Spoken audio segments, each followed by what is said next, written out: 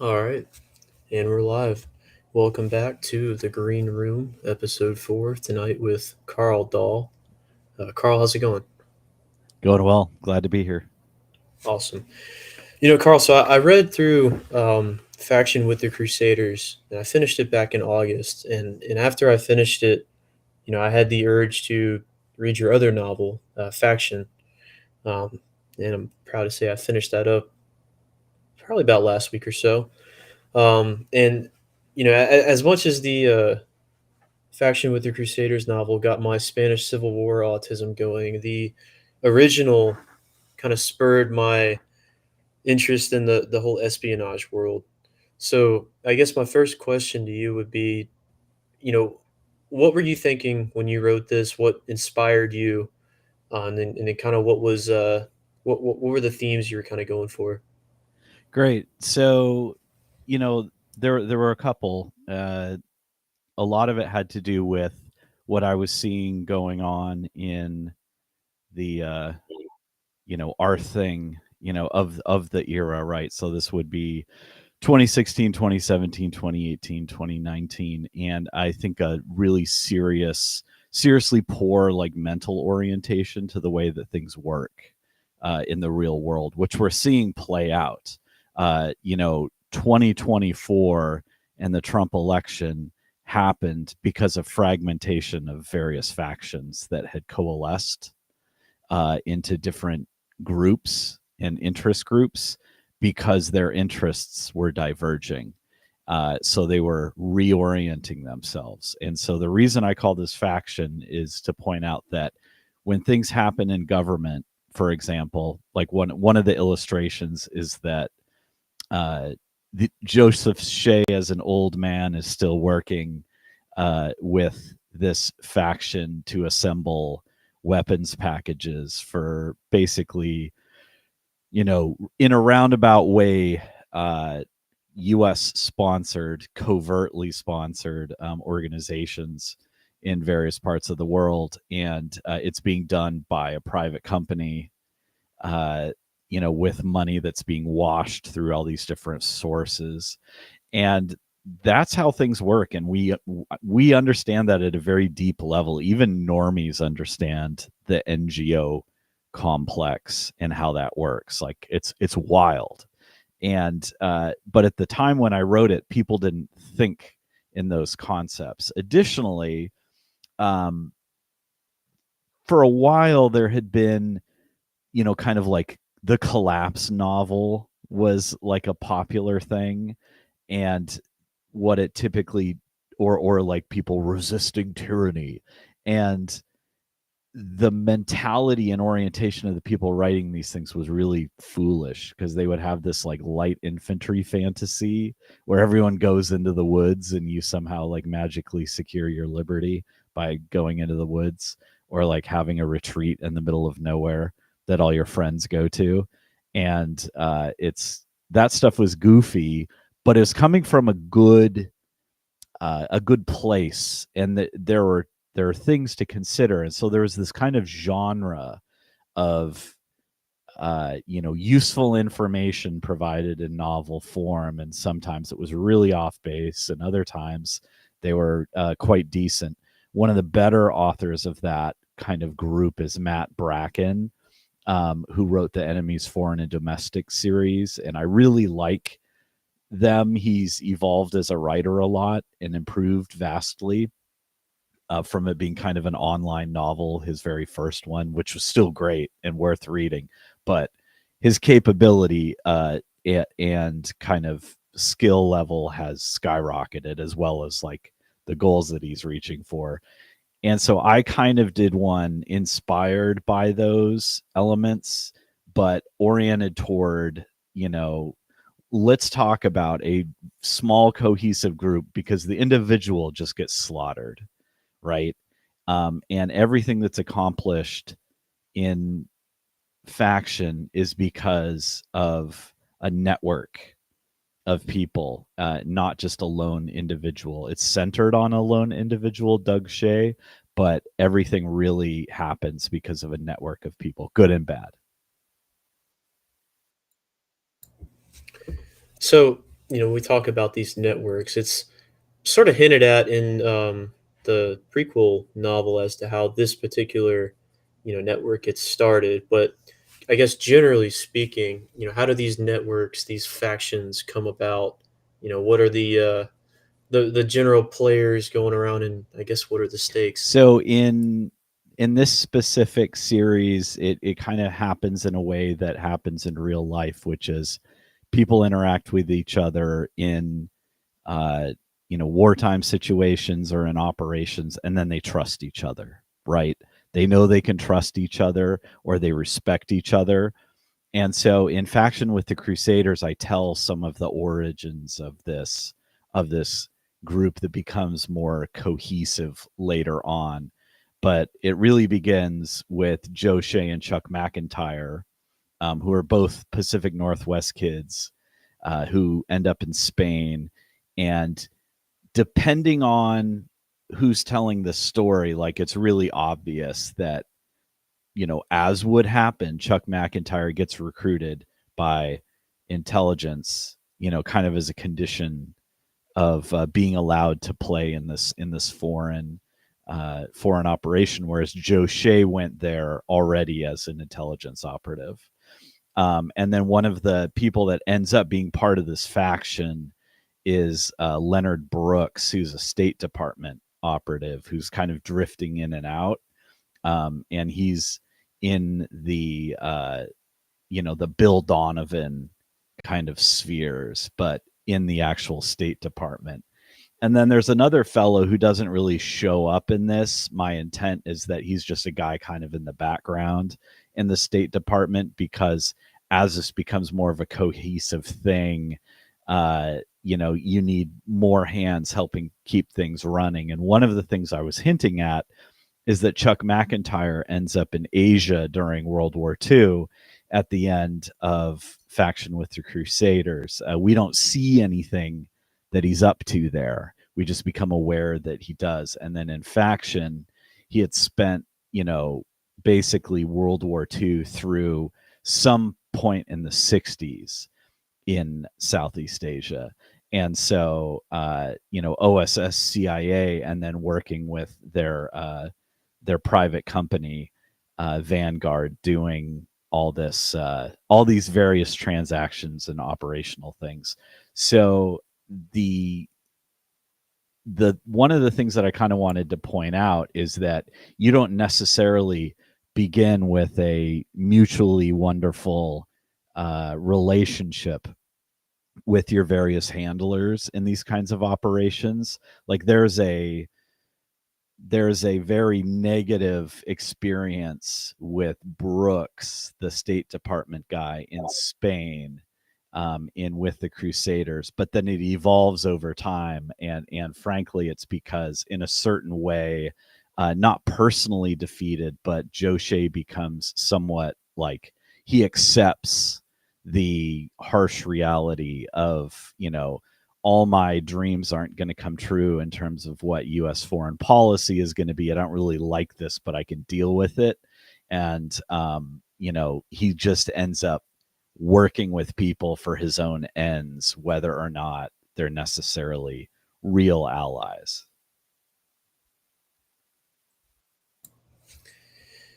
It's very interesting. I guess the common theme, kind of without or throughout these instances, is this: things don't happen because you planned them. Things just sort of happen, and you got to roll with it.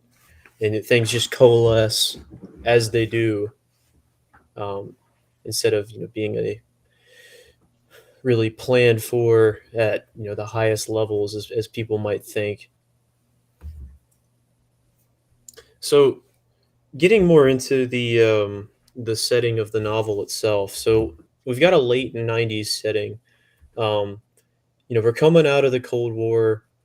Operations, I guess, are shifting. The Leviathan of the USSR is no longer existent.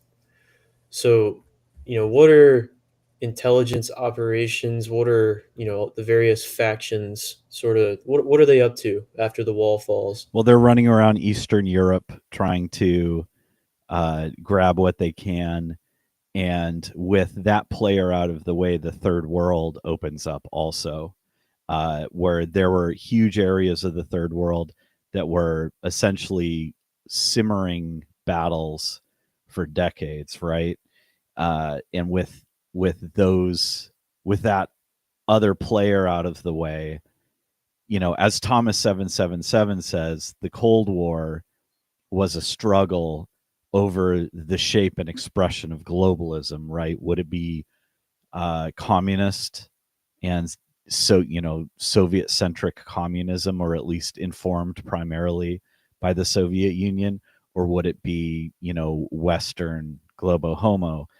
And so globo homo won, and or at least survived. And so as the wall came down, there was a mad rush to get influence and control through every mechanism possible, preferably peaceful appearing and done with like money power and the like. Really heavy focus in Eastern Europe, and the Balkans was a playground where it flared up, and the resistance, specifically Serbian resistance to globo homo, went hot. And that was a operation of American and German intelligence, like almost primarily, in terms of getting the Croats and dealing with Bosnia and the like. And then, of course, NATO, bombing and attempting to rein in the Serbs, because with the collapse of Yugoslavia had been an unusual bloc that was semi-independent from the Soviet Union. They weren't as lockstep Warsaw Pact as everyone else. They manufactured their own take on all their weapons and equipment, and they were very capable. And being kind of a mountain garrison state, it was very easy for them to do that while also playing ball. They played ball with the Soviets, and it wasn't worth the Soviets trying to assert themselves over Tito and the people who came afterwards. And one of those things that comes up that Pete Q has read, oh gosh, Coup d'etat by Edward Luttwak, and one of the key concepts therein is that if you can manufacture your own weapons, you're sovereign. If you're not, you become a client state of a bigger power. And so Yugoslavia, and when these guys are pumping weapons into Yugoslavia, and Joe Shea spits on the ground and curses the Turks because of the America siding with the the Bosnian Muslims and the Albanians against the Serbs, because they basically took over Kosovo, even though that was Serbian land, for a millennia, and one of the most important battlegrounds in the history of the founding of their nation, really.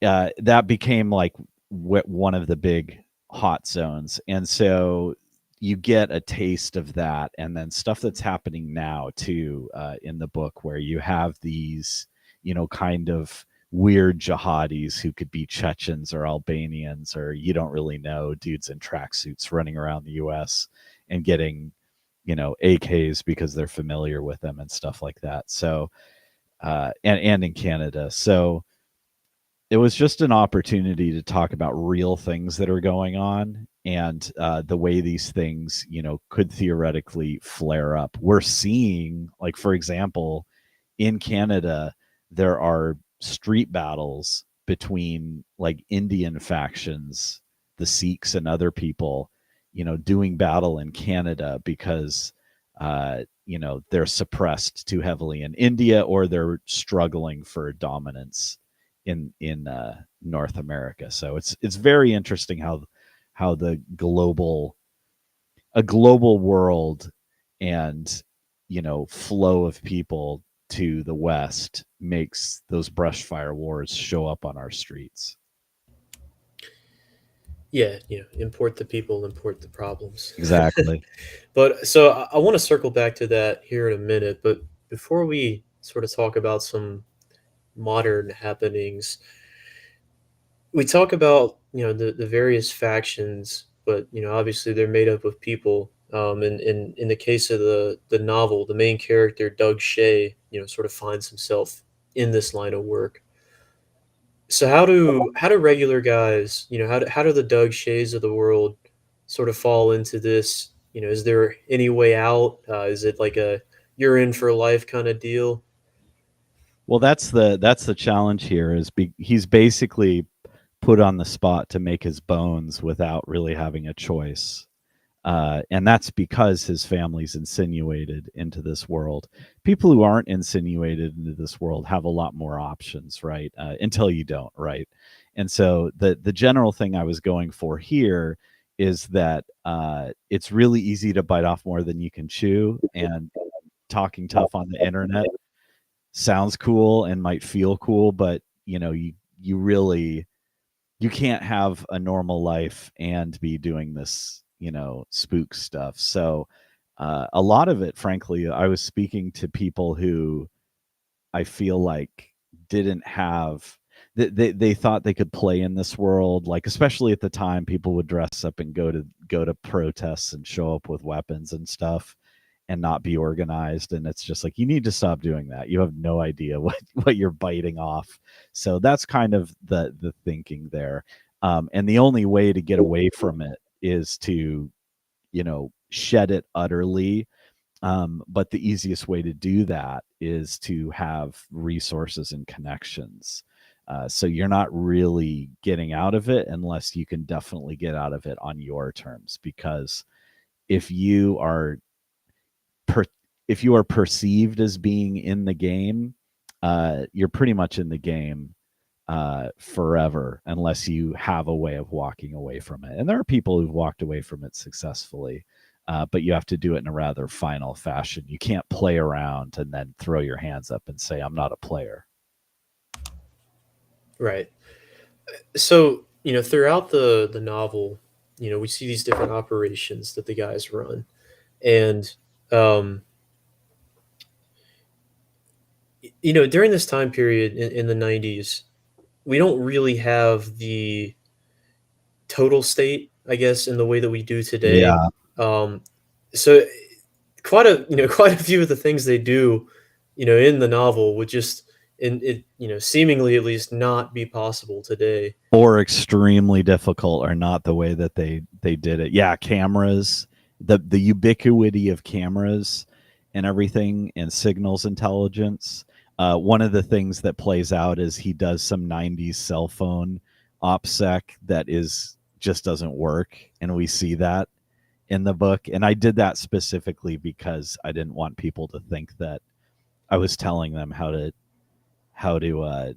here's a way to handle your cell phone, and the man won't know. No, absolutely not. That's ridiculous. That was the whole point being played out there. So Yeah, it's even more suspicious to do something like that with a phone than otherwise. exactly. And especially now, especially after GWAT, the phone tracking is everything. And that's but that is a hard thing. And the reason I spent that time talking about it is people are so used to having cell phones, because at the time, cell phones were, not that common. Like kids weren't walking around with cell phones very often in like 94, 95. It was pretty rare. There were exceptions. There were kids with cell phones, but it was relatively rare. There were still a lot of pagers around.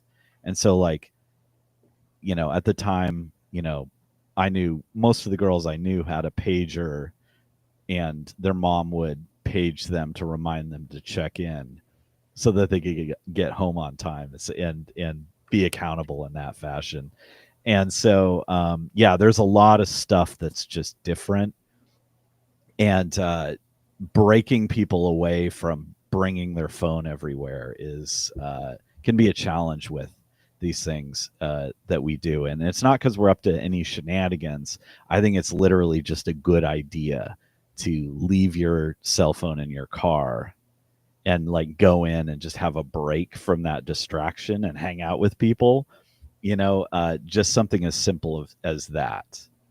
Yeah, and there are ways to use the cell phone to your advantage. Maybe the cell phone stays somewhere where you're not. Yes. Maybe not to kind of go too far into that, but Yes, but if you're going to meet people and you don't want a big glowing nexus point, in a cellular network, you leave your cell phone at home, and then you go, and your cell phone's chilling at home, connected to the network there, and so you have multiple contact points there, and you're just not there. yeah. FYI. I guess that begs the question, and this is, I guess, speculative. Really, we don't necessarily know, but how are guys running ops nowadays? That you got all this total state apparatus around, making things significantly more difficult. I mean, somehow or another, guys are still doing it. If you look at, for instance, the incident with the Chechens down in Yeah. Moore County, North Carolina, and other incidents like that. Did that get clearly identified as to what that whole thing was? Not publicly, It no. probably won't. Yeah, exactly. No, but I mean, with that recent post from S2 Underground, it made me think of the same thing. Those guys looked American, and they could be part of a sketchy scam, or they could be part of a company that's running intel on people, intel operations, and what they're doing is they're using techniques that are used in faction, which is you act like you belong places and you have props that give you an excuse to be there. For them it's the high vis shirt and like some basic equipment. For Doug Shea, it's like coveralls and a toolbox and maybe a respirator because you're a painter or something like that. And it also gives you kind of a uniform. So when people are giving a verbal description of something that they saw, again, cameras of the era were less free. You'd have one or two cameras at entry points or over a parking lot or something, maybe. Much more challenging now. But by having that kind of uniform, people say, oh, he was in a workman's outfit and he had a clipboard, and like that's the identifying feature that they see in their mind, and not like looking at their face and having details beyond that. Yeah. Well, and I think another thing to emphasize is that these kinds of assets aren't only your assets. And Correct. to kind of speculate again, when you look at guys like whatever this outfit is that S2 encountered, if it is, assuming it is an alpha, maybe it's nothing, but crews like that may at times work for somebody, and then at other times somebody else or Yeah. nobody. Or they could just be mercs, basically. Yeah. Yeah, they could just be doing it for whoever's paying. Yeah, I think with the story in Moore County, and this is from the newspapers. It's, I think the official story goes that I think they were like electrical workers, Chechen electrical workers, somehow or another caused an incident and got smoked by this Delta Force colonel at his property, and then Yeah. it just got swept under the rug like Yeah. it never happened. Yeah. I mean, like, seriously, Chechen. Yeah, I mean, yeah, it's entirely possible, but like going around and not having ID and refusing to show ID or badges or any information that proves that you have any business being there, and being really pushy, like, if you're legitimate, you need to have some more props, man, so that you don't get smoked doing that kind of stuff. Like, that is super crazy. Uh, yeah, Honestly, I'm surprised that more groups like that don't get smoked by accident by some, totally. redneck with his deer rifle, like get off my lawn kind of deal. Which would be good for him, because it's like, well, otherwise you're just waiting for them to gather their intel and take you out, like take out your phone and power, and raid your house, or just shoot you in the back when you're out watering your garden.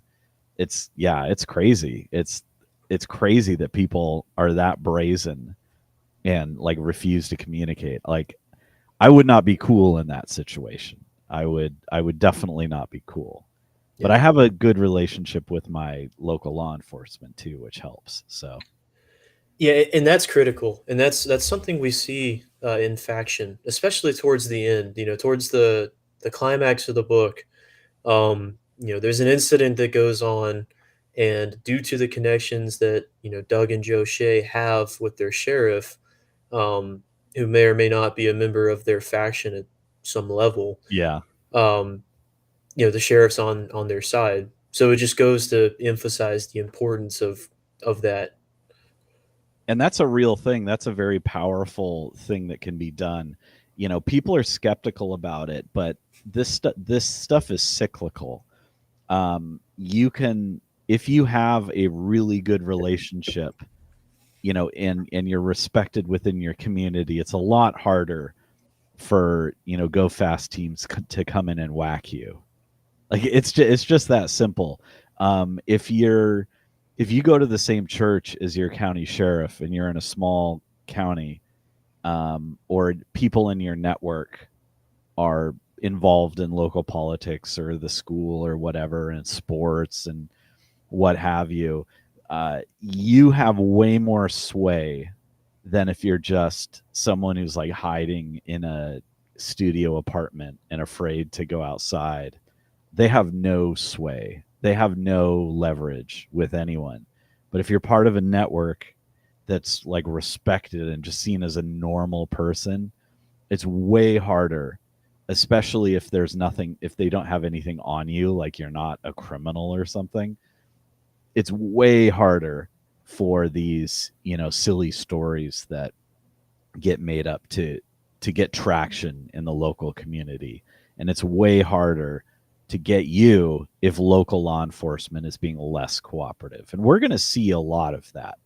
We're going to see a real change in the way that, uh, by state, really, and by county, the way all these different organizations interact with one another as we go into this kind of internal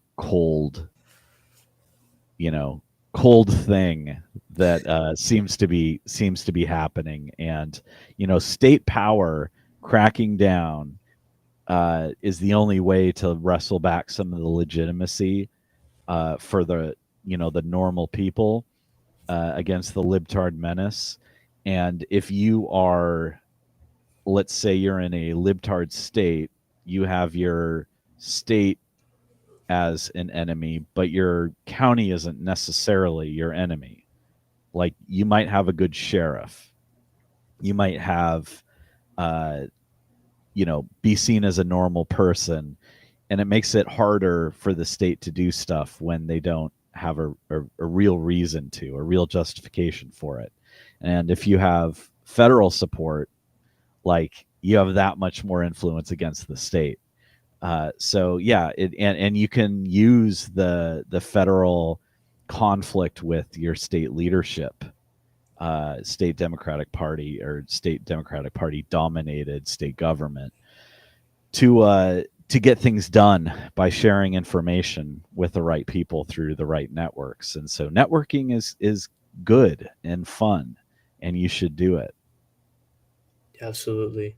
If there's any position out there that our guys can get into, sheriff is it. It is the position, for our guys to be sort of Oh yeah, striving towards, more so than any other. The county sheriff, especially in rural areas and particularly in the South, due to how state constitutions are set up, the county sheriff has outsized power.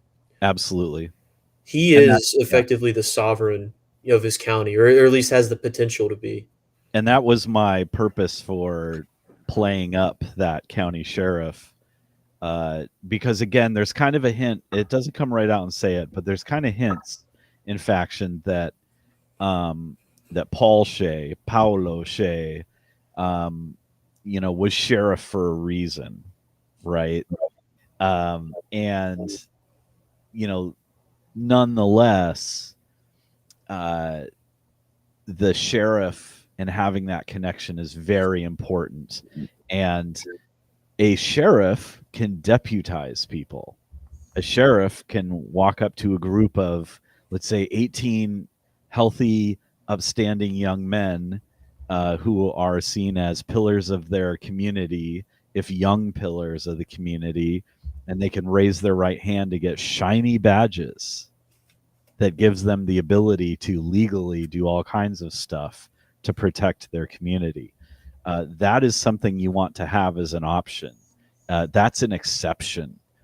And if you can decide that exception, you're sovereign. Yeah, absolutely. Towards the end of the book, what we see happen is an incident occurs, and the FBI, their cover story is, this is a white supremacist compound that they're raiding. So this is the mid '90s for context. This is kind of the peak Yeah, of that. Of exactly. that, coming off of Ruby Ridge, Waco, Oklahoma City's a year away.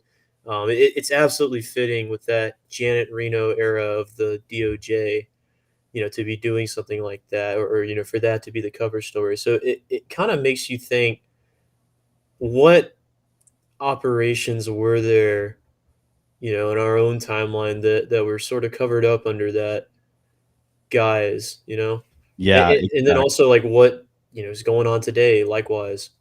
Yeah, it's a handy excuse, and I did that deliberately because, knowing my audience, what I kind of wanted to do is, and I'll just be candid.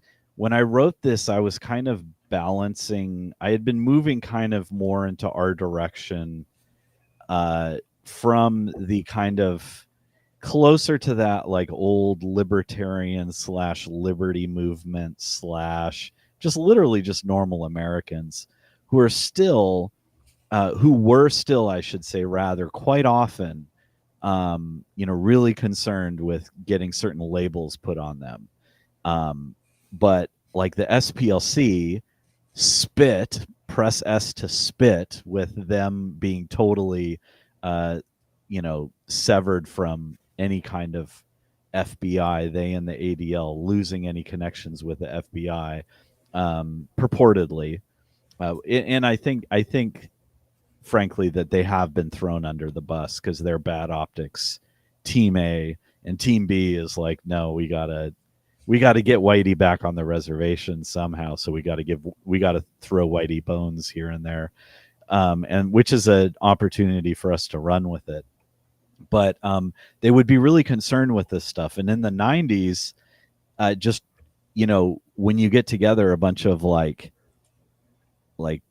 you could use the term good old boys, which a lot of times has a corny negative stereotype associated with it because of people who watch TV, but it's literally just regular guys who hunt and shoot and stuff like that, right? So I grew up going to gun shows and being involved in like shooting and gun rights and stuff like that. And these guys would be like, well, that guy was like supposedly like a white supremacist. And it's like, what the hell does that even mean, man? So people would realize, they would say Waco, Ruby Ridge, they would have a moral reaction to this, like clearly that this was evil. But then the excuse would be, well, they were bad racists. And so, like, really? Does that make any sense? How are they oppressing people by living in the middle of nowhere in North Idaho? And you shot their a 14-year-old boy in the back after killing his dog, and then shoot the mother while she's holding a baby. Those fucks. Ugh. It was very formative to me as a young man when that happened. And so you have to be aware of these things. And so I had to plant that, because a lot of people reading this are literally going to be more like normalish conservative people who are going to, the idea is that I want them to be able to realize, oh yes, a lot of this stuff, here are some things that you're aware of. I want to make these connections in your mind so that you can more accurately evaluate like what's happening, and then the memescape. And I think we've made a lot of progress there, because people have just turned off the mainstream media, so it's less of a concern than it used to be. Like, it's in a lot of ways, like, Boomer Waffen are more hardcore than we are, right? Yeah, absolutely. Every time I've seen Yeah. any, I sorry, go ahead. just wanted to let the chat know that a autoplay on a video came on, so we got a lot of people freaking out really quick. So apologies on my part. Proceed with the conversation. So I don't know if y'all heard that too or not. So my bad. I didn't hear anything. No worries. I think Good. Well, the audience freaked out for a second. So so yeah, y'all they're coming for you, Kevin. Yeah. That's hilarious, man. But yeah, so we're coming off of a huge vibe shift, I think, because basically everybody, and maybe this is a false statement, from an internet echo chamber, but it seems to me like everybody knows about Waco, Ruby Ridge, etc., and knows that the government, did that on purpose and was just evil. Yeah. And I don't think something like that nowadays would work, not to that scale at least. Oh no, not at all. It would, like, 30% of people would assume it was fake. Like, it didn't even happen. It's wild. It's wild how the like opposite end of, like, no, that something happened, but you don't know the whole story, and they're literally like, no, the thing didn't happen. It's people are so, people's, like, violent reaction against realizing that they're being psyoped is just amazing to me. But it's, I mean, you can't really do anything about it. You can try to, steer them in the right direction, but a bunch of them are just broken brained because, psychological warfare is a mother, man. Oh, absolutely. And it was just appalling to me, especially in the wake of the Kirk assassination, for people to just look at that and say, no, that didn't happen. Yeah. To watch like 8 different angles of the video and be like, no, it didn't happen. I'm just like, how? This isn't me playing myself up or anything. This is just me being honest.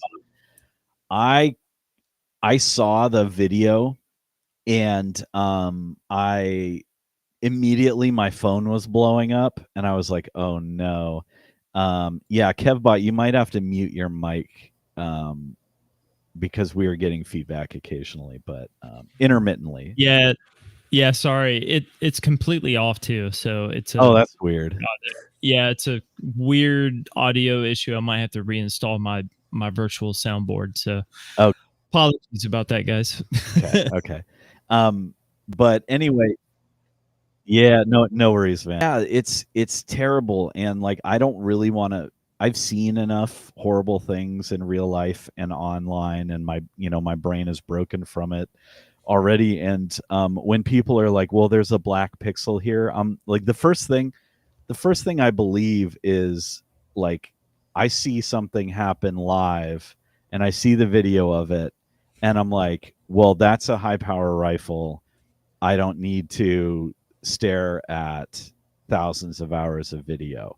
And then someone else sends me a video that I'm like, I just click on, and it doesn't say what it is, and I click on it, and then I see another angle, and I'm like, that's all the information that I need, like, and then I start gating it. I'm like, I don't want to watch someone, I don't want to watch a white Christian father get murdered in front of his children. I just don't want to do that anymore. And so, people diving down and being like, well, this is weird and that's weird. It's like, yeah, there's a lot of weird shit, guys. There's a lot of horrible stuff. And I'm going to yes and you, because, like, even if you're wrong in the specifics, like, you're directionally right in terms of, like, the people who create this environment. And what you really need to understand is they're at war with you. And that Sam Hyde video, I know this is a little digression from our topic, but that Sam Hyde video where he said, this is you, and he shows Charlie Kirk, and then he shows Irina, what's her name? this is your wife, your daughter, your sister, but this is you. And that's what you need to take away from it. Like, you don't need to sit there and watch it in in 4G for thousands of hours. Like, that just does so much damage to you. Yeah, absolutely. I seen enough stuff like that from various different things in real life. Even then, just watching that, it floored me. But I don't really want to dwell on that too much. Kind of getting back to faction itself. Um, when we talk about the guns, because this is a very big element in the book and sort of sparked my autism. It's a bit detailed, and I want to preempt. When I first wrote this, I ended up trimming out a 2-page breakdown and cleaning of the Amelie and a bunch of other light machine guns, because it was like pointless and it was too detailed. You're not writing a Jack Carr novel. Well, see, that's the thing, man, is what I've learned is that my temptation is to go ham, but what works is that you just throw the light dustings of the autism in there. Like I was telling Jay Burden earlier this week, what I learned on the internet at the beginning of this week was that if I do a heroic dose 5 dried grams of leucovorin, I might be less enthusiastic about 32 ACP. Like, so wait, and the funny thing too is, like, we I'm sure we'll get into it, but what the whole reason I dove into 32 ACP here is because in the 90s and early 2000s, like, the suppressed 22 was considered like the cool spy gun. But the problem is that it just doesn't have, in a subsonic, in a pistol, it just doesn't have the killing power. And the reason I say that is because a friend of mine got shot between the eyes with a 22 pistol at point blank range, and he lived for years. And so I was, when people would talk about this, like, spy op stuff, I'm like, that sounds cool, but that doesn't really do the thing. 32 ACP has enough oomph and penetration to do the thing way beyond, like, the on paper figures. That doesn't mean I'm saying you shouldn't carry your 9 or your 357 or your 45 or your 44 special revolver or anything like that. But 32 is much more viable than you think it is. But also in the book, Doug Shea fixates on using a Scorpion VZ61, which is like a signature. It's an MO. And so what that does is it associates all this activity with one person, because who's running around, Victoria, Canada, and Seattle with a silent Scorpion submachine pistol? Like, obviously it's the same person or people. So that's why I did that, is to tell that little lesson. Also because they're really cool. So I got to very cool. Talk about that and have it on the cover. Yeah, so if you don't want to get burned, I don't know, use something like a Ruger LCP or a High Point. Just rotate what you're doing, allegedly, in fiction. Hypothetically. Yeah. Don't develop an MO. That's another thing that was interesting is I read a bunch of books about, like, mob killers in the 90s and aughts, and it was because I was researching silenced pistols, right? And there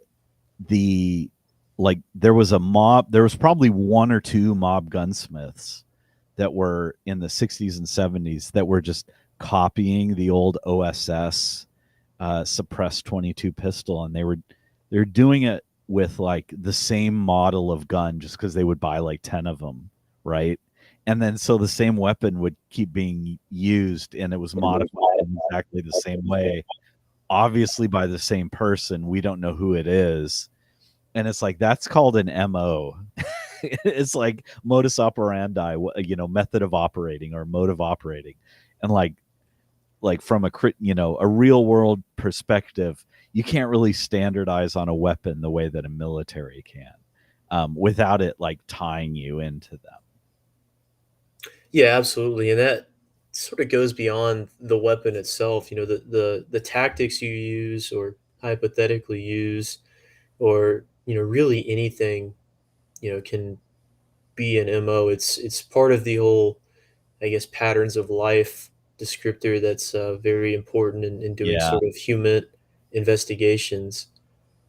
If you're like in the book, if they were to just do their operation by swinging open the van and firing two shots, and they did that over and over, well, that's just as much of an MO as the Scorpion might be. exactly. Even if it's different weapons, it's the technique and everything. So that was kind of, the thing is to have fun, um, you know, tell some funny jokes, and also, can show all the considerations that you make. But he does do an operation plan, and the one of the things that was really interesting to me is like right about the time I was writing this, and I had already written this intelligence, you know, the intelligence, open source research, and then also going into the various systems that were available in the university, which are essentially hinting at these, systems that the press has access to, and law enforcement and stuff. Although law enforcement is way beyond, the stuff that the press would have access to.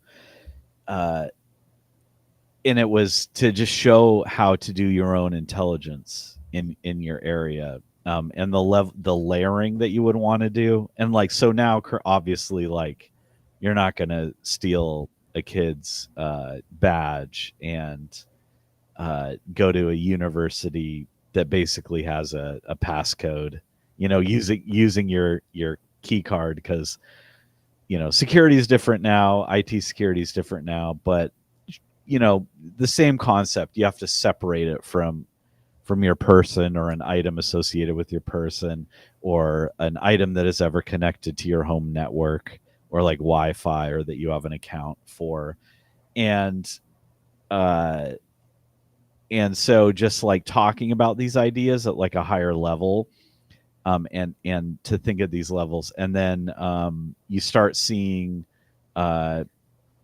gentlemen in our circles talking about doing area studies, right? And that's really what I'm talking about in this book. So Mike Shelby, Forward Observer, go check out his stuff. I will never not promote his stuff, because he has a simple $10, I think it's $10 for the ebook, and maybe 25 for the hard copy, which is intermittently available. He sells it himself rather than running through Amazon the way I run my stuff through Amazon.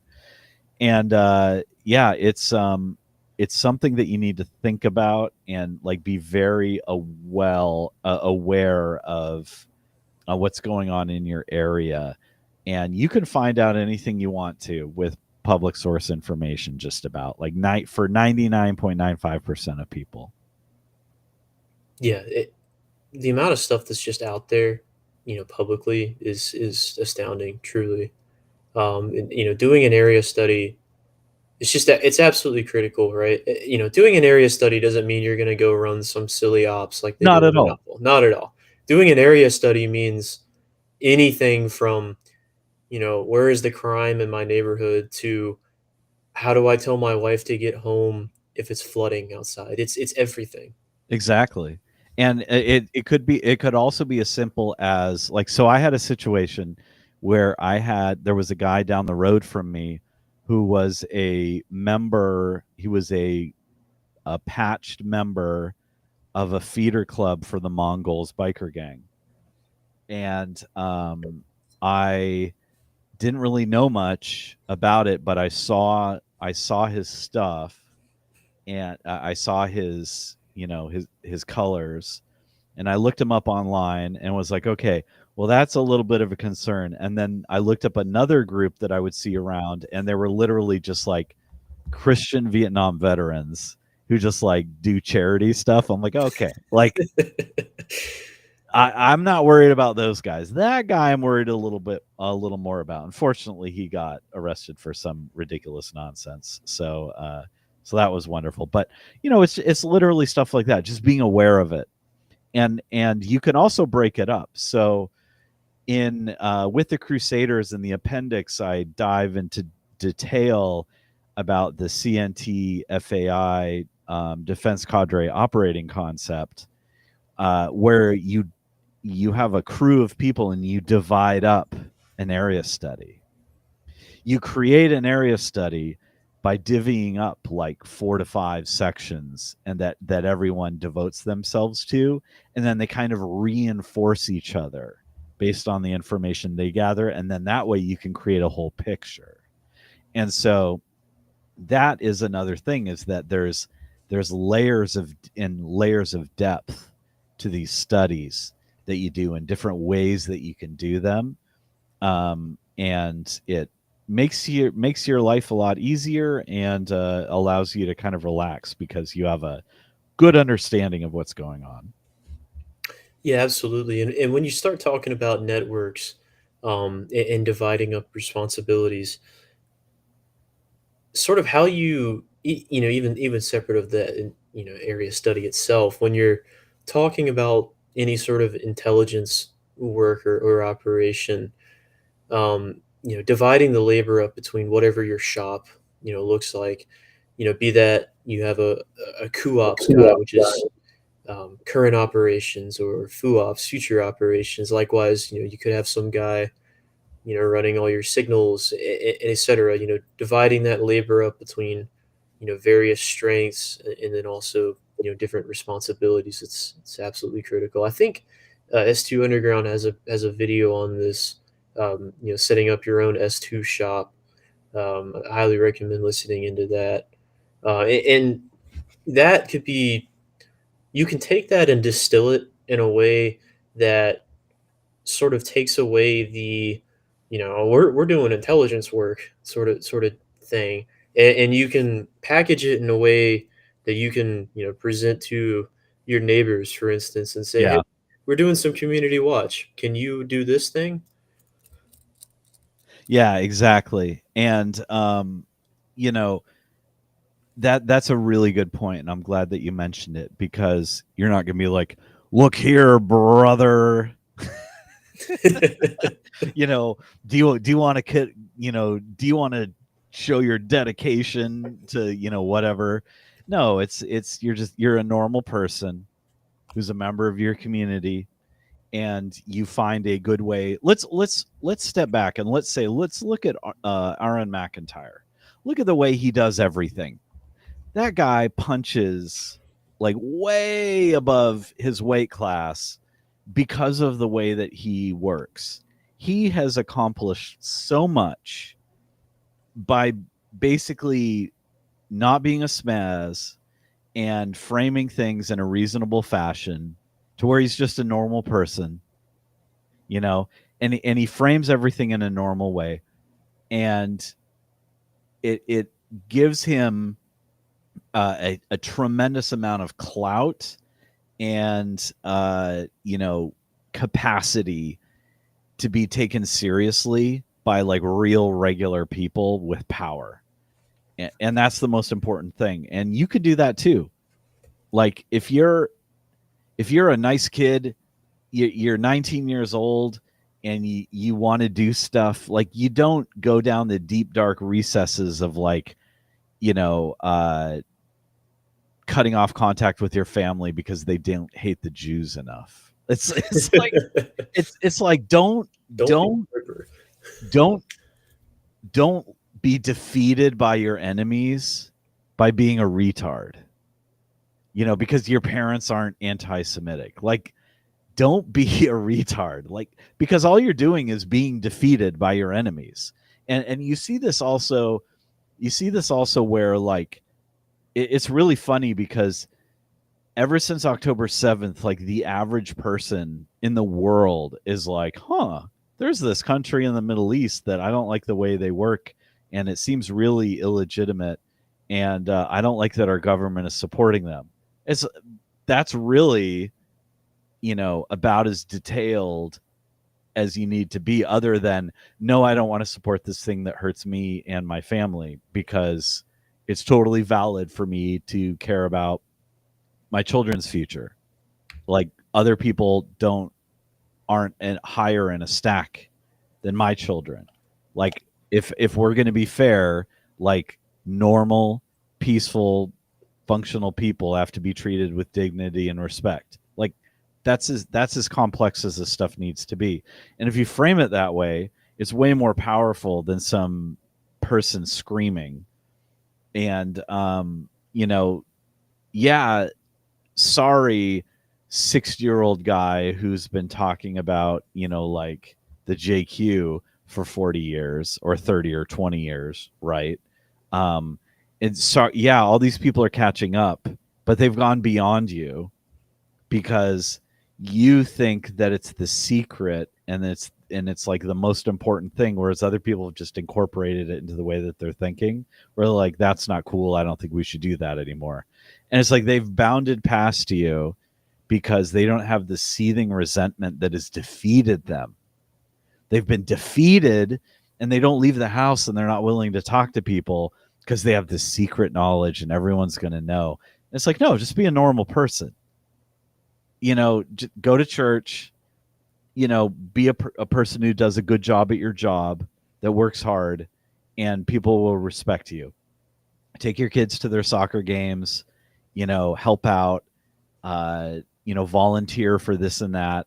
And you can really move the needle, and you can have influence in your community.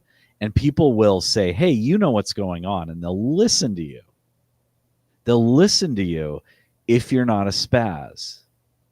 If you're a spaz, people don't want to be around you, even if you're right, even if what you're saying is technically correct.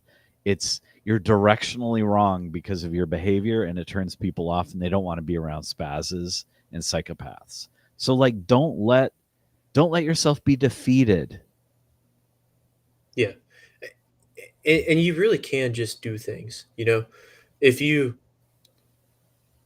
act appropriately, dress appropriately, carry yourself, well, join your local Old Glory Club chapter, Ding ding. etc. If you organize through something like the Old Glory Club, hint hint, you can just you can be the change that you want to see. So instead of hiding in your apartment, posting about how the Jews made you late for work this morning, you can find like-minded men and make the change you want to see, whatever that may be. Yeah, Donald Trump only helps those who help themselves, just like God, and it's literally like you need to get involved, and this mentality that, like, I'm online and all I do is post, and posters have power, and posters have influence, but not if you're a retard. And although I'm really enjoying the there's a recent edit that I just have to shout out, the Kirkinator, where Alex Jones and the Kirkinator fly to Antarctica and go into the Hollow Earth to Agartha. Yeah. And phenomenal. The Down syndrome king, who is also JD Vance, like, pours the cup and the Sonnenrad spins behind his head. Oh my God. I don't even know what I'm talking about anymore, but anyway, that's the only kind that I really like I saw the Hollow Earth bit, and the guys know that I've been going on about doing a schizo stream about the Hollow Earth. That would be wonderful. I know. That would be wonderful. Agartha, Hollow Earth, Antarctica, portals, Yes. Admiral Byrd, all that stuff is so great. But it's Get also out of my head. Get out of my head. but the funny thing too is I was talking to my wife about this recently because my wife is on Instagram and she's like, there's all this crazy stuff, and it's like, yes, there is.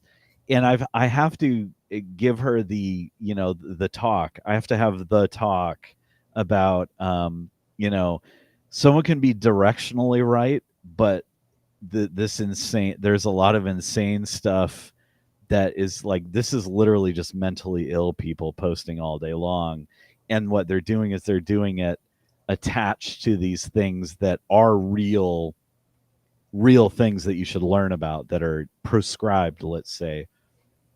The other angle of it also is that there people will flood the zone with fake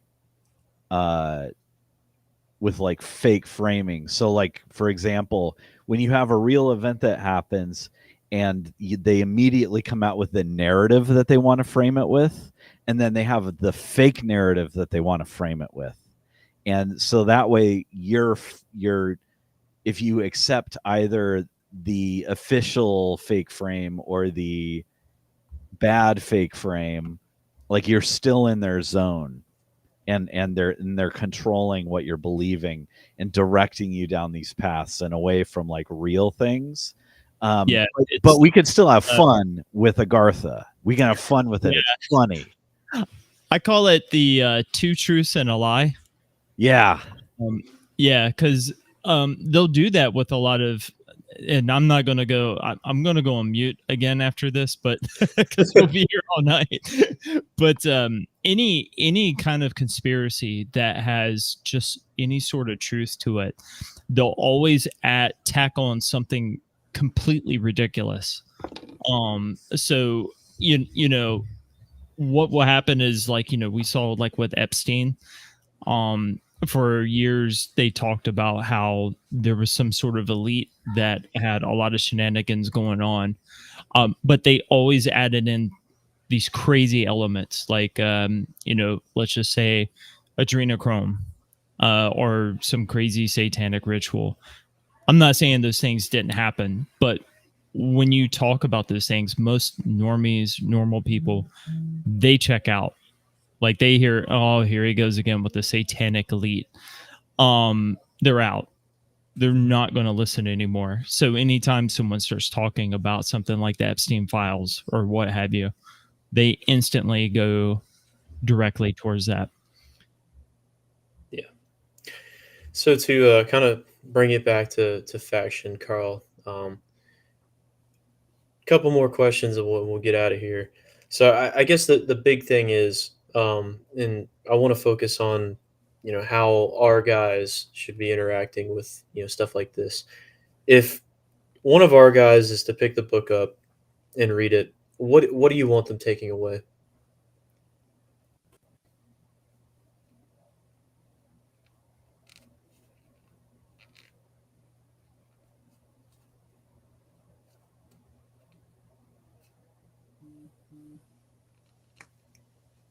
Oh, sorry.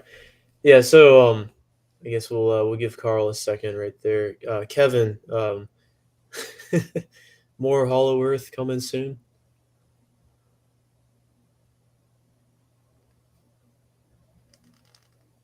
Oh.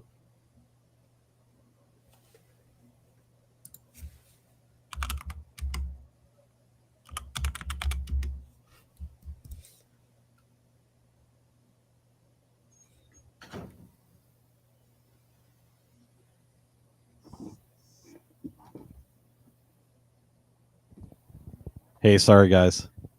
You're all good. I think Kevin stepped away at the same time that you did. Oh, so no. I just wasted a minute or two asking a question to myself. I'm sorry. No, it's all good. So just to reiterate, what I said while you were going, I was talking to myself. For our guys, who are picking up faction, what are the main takeaways you want them to sort of, pick up from it? I think number one is don't be alone. you need to network, you need people, you need to get with people, and you need to know your area. Oh, we had Kevbot had a mic failure or something. That's crazy. Oh man. And I would say 3, just kind of awareness of thinking about the situation that we're in, culturally, socially, politically, whatever you want to describe it as.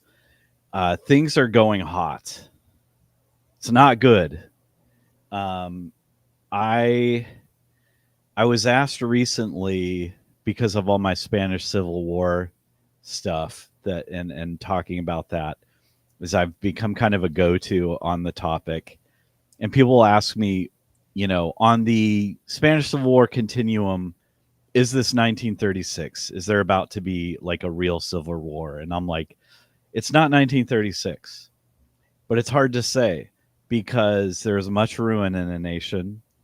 It could be 1922, and we could see a massive federal intervention that cracks down on the left, which would be what I would like, right? We want the state to rightfully shut down just mindless criminality and street violence. Like that's pretty much all we want.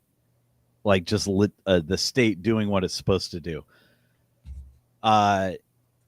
Or it could be 1933 or 1934 where the left is on the march, or it could be 1930 and let's say 2028 there's a presidential election.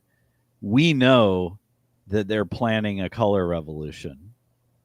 They're going to try to get power again, and they will absolutely go ham. And it's not going to be the Union versus the Confederacy if that happens. It's going to be like the Spanish Civil War, where depending on your local area and depending on how much we can get our shit together and organize, and the very best way you can do that is to join basically a sub rosa organization, or a parallel institution that works with other local institutions under the rose, as it were, and meet and chit chat with people and get to know them and show that you're not a spaz, and create parallel organizations so that you can deal with lawfully, legally, like sharing information to your county sheriff, for example, when you have Antifa or, insane communists or whatever, or gangs or, cartels or whatever, and basically expect a devolution depending on where you're at, because in some states you're going to be kind of okay if you're out in the countryside, for example, in Indiana, and you're not like on one of the major highways, that's near the various ghettos. You're probably going to be all right.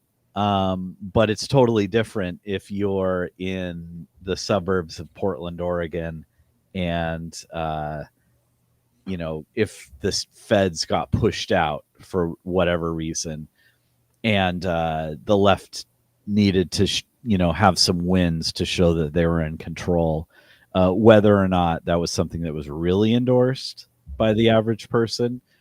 You really need to start thinking in these terms of people showing up to your house and trying to burn it down. You really need to think about these tranny school shootings and shit like that. Like, you really need to. And the only way to be able to do anything about that, it isn't to just move out to the middle of nowhere. It isn't to not post on the internet, so that people don't know that you know about the Jews. It's to actually just be a part of your community and talk to people and network lawfully, legally, and develop skills, but you're not on your own. You're not stockpiling 5 years worth of food in a house, and hiding in the trees, because that's just a loot drop for a group of 50 people that shows up. It's about community. Absolutely. Kevin, I think we had a super chat. You want to read that off?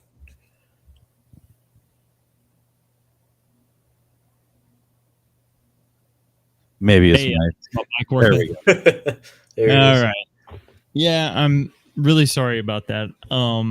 I was going on and on about possible streams coming up and all that, and then I just heard silence on the other end. So, this is what live streaming does. Yeah, we had one super chat tonight, and that was from Xcomer.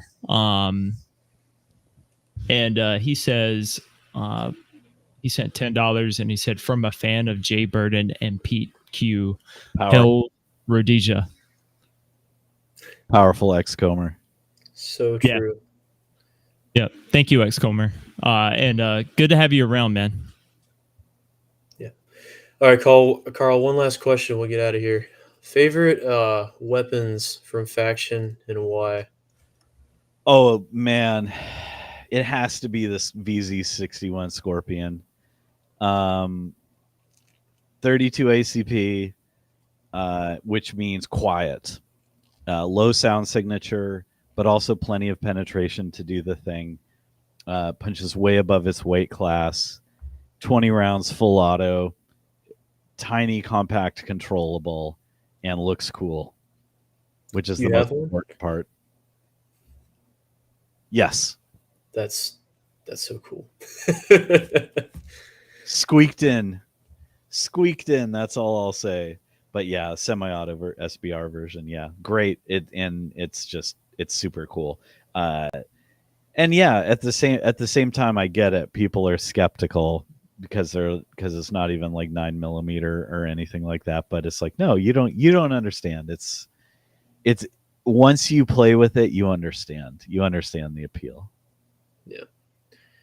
We've almost revived the 9 versus 45 debate in the sense of like now you have people who are like, well, it's 9mm or nothing. Every other caliber is bust. It's like, all right, man. I will say this, like in terms of economy of scale, I get it.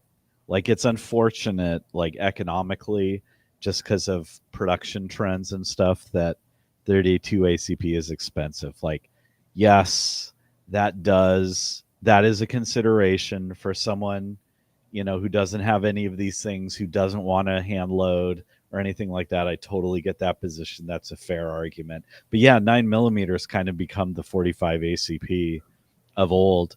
I also really like 30 Super Carry, and we can close with that.